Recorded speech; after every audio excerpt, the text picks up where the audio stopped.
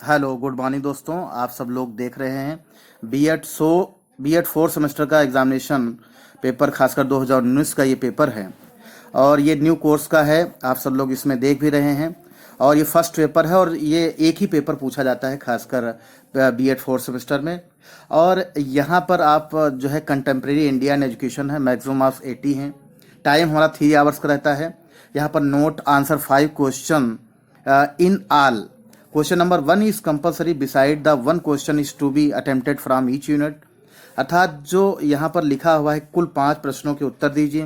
प्रथम प्रश्न अनिवार्य है, इसके अतिरिक्त प्रत्येक इकाई में से एक प्रश्न कीजिए।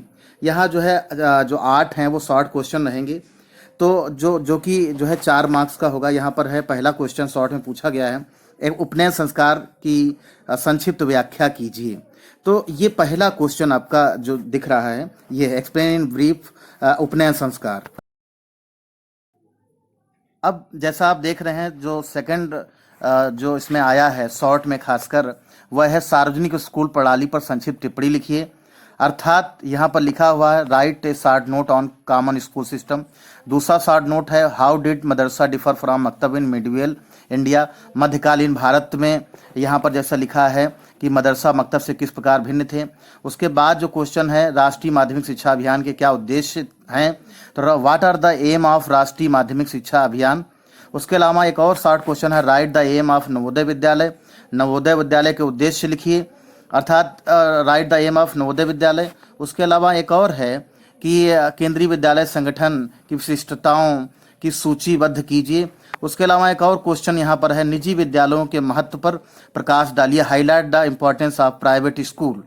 तो कहने का मतलब ये 7 क्वेश्चन हो गए। उसके बाद जो एक और अब आएगा लॉन्ग क्वेश्चन आपका आएगा और शॉर्ट क्वेश्चन जैसे आप देख रहे हैं एक और लास्ट में आया है enlist the aim of education according to the national curriculum framework 2005।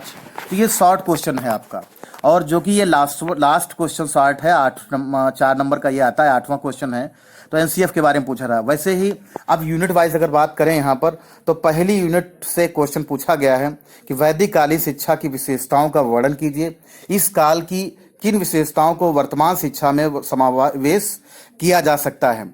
Describe the chief characteristics of education during Vedic period. Which features of this period can be incorporated in the present Indian education, जो 12 marks का है।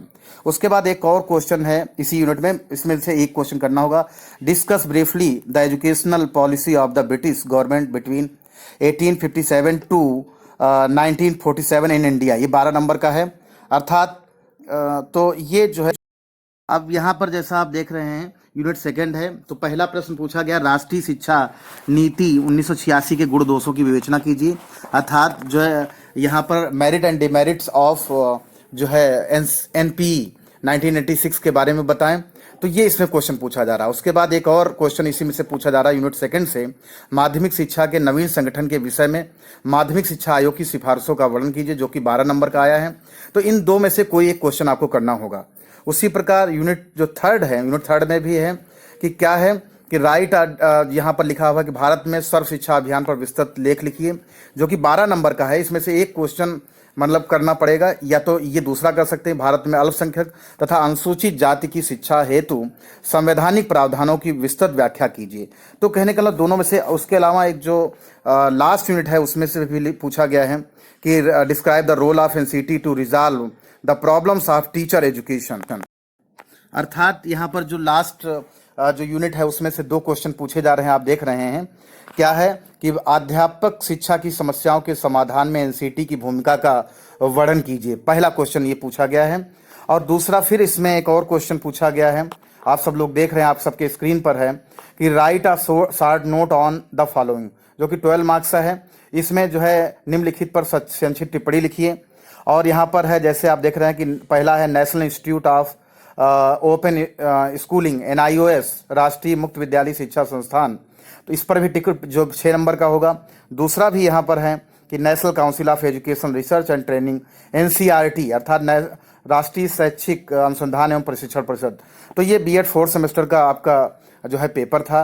आपको मैंने ये paper दिया है, आपको कैसा मेरा वीडियो लगा जरूर मुझे सब्सक्राइब करें, लाइक करें, शेयर करें और अपने महत्वपूर्ण सुझाव मुझे जरूर दें। और मैं लास्ट में एक और बात कहूँगा कि आप शॉर्ट क्वेश्चन के लिए जो है 1 पेज और जो लॉन्ग क्वेश्चन रहेगा उसके लिए 4 पेज। थैंक यू क्लास, नमस्कार।